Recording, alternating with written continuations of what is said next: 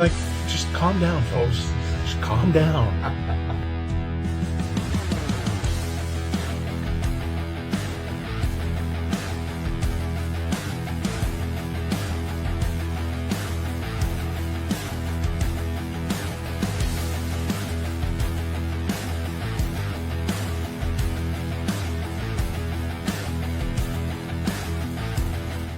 All right, welcome in to another night of the Best Boys Center Ice Podcast 2025 Stanley Cup Playoff Wrap-Up Show. I'm Barry Besse, along with my son, Carson Besse. And every night so far in the playoffs, except for the first night of the playoffs, we've been doing a wrap-up show. And tonight was just a one game. We get down to this time of the year when That's going to be the rest of it now. Yeah, we've already got two teams in the conference finals, so we're going to have a game a night. And tonight was a game between the Toronto Maple Leafs and the Florida Panthers in Florida.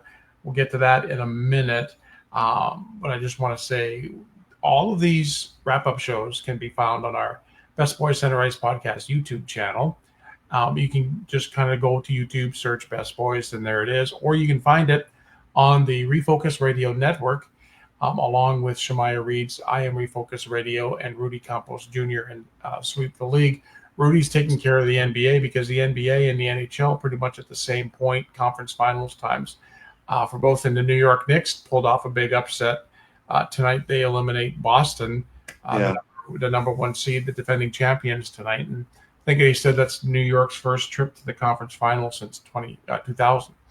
So anyway, so Rudy takes care of that. We take care of the NHL and the Stanley Cup playoffs. Now, tonight, we had, as I mentioned, Florida at home to Toronto, trying to close it out against the Maple Leafs. And Carson, we've seen this act before, and we were all expecting, after Leafs win the first two games of the series, then they lose three in a row to Florida. It looked like Florida was just going to run away with it. And then all of a sudden, thanks to a couple of third period goals by, Austin Matthews decides to show up for a change. And Max Pacioretty, the Toronto Maple Leafs force a Game 7 back in Toronto on Sunday night with a 2-0 win. Nice win for Wall. He gets his first ever playoff shutout. But I didn't get a chance to see much of the first part of the game, but it looks like Toronto had the play in the first, but totally were outplayed in the second. It was just a matter of Florida not getting anything by Wall. And then Toronto only got 4 shots in the third, 17 overall, but still wound up winning 2-0. I kind of think that the Matthews goal on the wrist shot, Bob probably wishes he can go back and do that one again. But the Pacioretty goal was just a great backhand tip. So now what do we do, Carr? Everybody's favorite guy, Biz Nasty, was wearing a Toronto Maple Leafs blazer on the TNT set. So he was going nuts. But now we're tied, and I know what the answer is, but I'm going to ask it anyways before we get into the heart and the meat of the actual game. Can Toronto at home, Game 7, actually pull this off? Nope. We've seen this movie. We've seen this movie before. How many times that the Leafs force a Game 7 at home and they lose? The Leafs don't win Game 7s. And no matter if they're on the road or they're at home. They lost Game 7 last year against Boston in overtime. The infamous collapse actually had the 12-year anniversary the other day of the Leafs' epic 4-1 blown lead in the third period when they were up 4-1 with like 12 minutes left in the game, and they blew it, went to OT, and Boston won that. They've lost Game 5 back when the bubble happened, and not the bubble, the Canadian, or the bubble year. Yeah, the bubble year. The bubble year was Montreal beat them in Game 5, which was at that time the Game 7. Again, we've just seen them lose big games at home constantly. The Leafs don't win Game 7s, and like I've said, the Leafs, they proved me wrong. I thought the Panthers were going to win today, and they didn't. But nope, I don't see. Nope. I mean, they're going to have obviously energy going into that game, but I mean, What? nothing's changed. Good for, like you said. Go ahead. What were we going to ask? Oh no, keep going. I just got a question about Game Well, 7. good thing that Captain Matty decided to finally freaking play. I mean, it's about time. First goal in the second round in his 11 games he's played. One goal, and you know what? This is going to happen. We just talked about this before we went live. Oh my God, Austin Matthews is the hero for the Toronto Maple Leafs. He scored one freaking goal, and about time he did because he finally did something. After what he said after last game, he better have scored a goal. Yeah. That they better give their fans something to cheer about. Well, he did today. Thank God he did. That doesn't make him any different, I don't think, but good on him to get that. He needed that, honestly, to break through, but I'm not convinced by it. We've seen this before, and I'm not just being a Leaf hater. It's true. You can't ask any hockey fan. I believe there's even some Toronto Maple Leaf fans that say the Leafs are going to blow this game because they've just done it before. This was a fan base who, in Game 5, They were throwing were throwing jerseys. jerseys on the ice. Fans were leaving after the second period when they were down 4-0, throwing jerseys on the ice. And now all of a sudden, oh, we're going to take Game 7. We're going to move on to You, the Eastern Conference Final. yeah, and I'll give the Leafs credit in the some aspect that the game sevens they normally play in are pretty close. You know, they had the game Mhm. seven against Tampa Bay. Uh, was it 2022? I believe when Tampa went to the finals last time to play Colorado. They went to game seven in Toronto and only lost by one goal. Honestly, I wouldn't be surprised if we see a repeat of Game Five again, where the Panthers just blow it up and like I mean, it's a wash. It's like a 5-0 or 5-1 game. Honestly, I wouldn't be surprised. Uh, I don't know. Well, The well, I'm going to ask you about Game 7 and what Florida has to do. But first, you've been doing a great job of the shot chart. And I really think for folks that aren't familiar with hockey, this will explain a lot about where teams get their shots on net and where they get their goals. And that's must be Toronto's right there, right? yeah, Yeah. this is Austin Matthews' wrist shot and then Pacioretty's goal at the end of that game right here. Yeah. So this gives you a really good look at every shot. The Leafs had 17 shots where they placed them, and not very much in front of the net, a lot from the outside, but two of them got through. And like I said, the one Matthews wrister probably Bob should have saved, and Hmm. then there's Florida. Yeah, No goals, but a little bit more. you you kind of can understand where they're what was going on during the game. I mean, you know where I stand on Sunday's game. I I don't know. They haven't given me as an outsider a reason to think that they're going to win that game. So I'm standing by the Panthers winning that Okay. game seven. So speaking of the Panthers, and I want to ask you this: Florida Panthers, defending Stanley Cup champions, the two-time defending Eastern Conference champions. They're going into Game 7 in Toronto. What, from this point until game time on Sunday, Yeah, what do the Florida Panthers have to do to take this game and win this and move on to the Eastern Conference Final? What do they have to do in Toronto against the Leafs? just play their game. To be honest with you, I mean, they they have experience. They use that to their advantage. Take advantage of the little mistakes the Leafs are maybe going to make during that game, and they're gonna. I think they're going to get on it early and be ready from the jump to take the game over at the beginning. I think the that's going to be the big key is if they start on time, and I think the Leafs are going to have a lot of jitters and they're going to be nervous because they've been in this spot so many times and they never. I didn't want to say it never goes their way because they they don't deserve it every time they lose, but they've been in the spot. They haven't seen any success. Um, Even though they're at home, I think they're projected not to win this game because of their reputation. And I think Florida's just got to play their game that led them to be Stanley Cup champions last year, and they're going to take the game, I think, in my Yeah. opinion. Now, on the other side, Toronto just comes off a very big emotional win, elimination game win, tied the series. Knowing tying the series gets you back home, crowd's going to be in it. We know that. How do you, as a Toronto Maple Leaf, as a player, how do you control that energy and put it into playing a better all around 60-minute game? Because if they don't play a 60-minute They're not game, going to win. they're not going to win. So how do you channel that? Because it's going to be very emotional, especially the first 10 minutes of the game.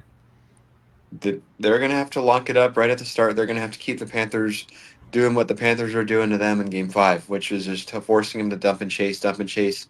Uh, and that's going to be hard. I don't think they're going to really be able to do that, but they're going to be the key for them because uh, the Panthers are going to be, I think, going to be firing a lot of shots at the net.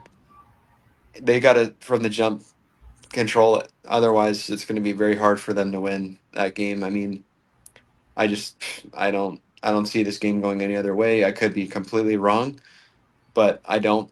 I really don't. And you know what? It's a rerun movie every April. This is what happens every time. They might as well just, Now, you this know what I mean? game was very physical. Yeah. It was 58 hits for the Panthers, 35 hits for the Maple Leafs. So I think if you're a Florida Panther, you got to keep doing that. You got to keep hitting, pushing. Look, Maple Leafs had 35 block shots. So you know that the Panthers are going to want to try to get um, shooting lanes, get people in front of the net. If they get people in front of the net and they get those pucks there, I think they may be able to do another 6-1 game or a 4-3 or 4-2 game. They could do very well. But I'm going to ask you what you normally ask me. Who do you have as the X factors in this game? For one, we'll pick one for Florida and one for Toronto. Florida. I think their fearless leader, Barkov. I think he's Mm-hmm. gonna, be the guy to watch to lead them to victory and to continue their run to win back-to-back Stanley Cups.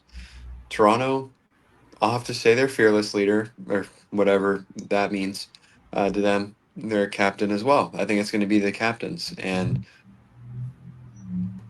I don't know. I mean, I do feel bad because I feel like every time I'm on here, I'm dogging the Leafs, and it's. I mean, Well, we've just seen this story play out yeah. so many times over the But last few like years. I give the edge to that in Barkov because he's won the Stanley Cup. He knows what it takes, and he's a proven leader. And it's going to be to me the captains in this Yeah, game. I'm going to go with Matthew Tkachuk. It's time for Matthew Tkachuk to be Matthew Tkachuk in this game. And as far as the Leafs is concerned, even though I know it's not going to make much of a difference, but John Tavares, I think, is going to come out there and he's going to prove. I think Tavares is going to prove why they shouldn't have taken the captaincy away from him this season. So that's my X factors in the game tomorrow on Sunday. Let's see, that game on Sunday is I going to imagine be. it'll be 7 or 7:30. It's a 6:30 Central Time start from Toronto. Now we have a game 6 tomorrow night in Dallas. The Stars and the Jets after Winnipeg came back and Clawed staved off back in. elimination and clawed back into this series. Dallas still leads 3-2 going into the game tomorrow up in American Airlines Center in Dallas. Again, like I'm still pulling. I still think the Stars have too much power. Hellebuck looked a whole lot better, but that was at home. He's had tough time on the road. His goals against average comparison between home and on the Yeah, it's a road lot is different. like a +4 or something like that. I just think it's going to be close. It's not going to be a blowout. It's going to come down to the third period. It's going to come down to the last 5, 6, 7 minutes of the third period before it's even decided. But I think the Stars have got this. They seem to be hungry, except for they kind of let things slip away the other night in Winnipeg.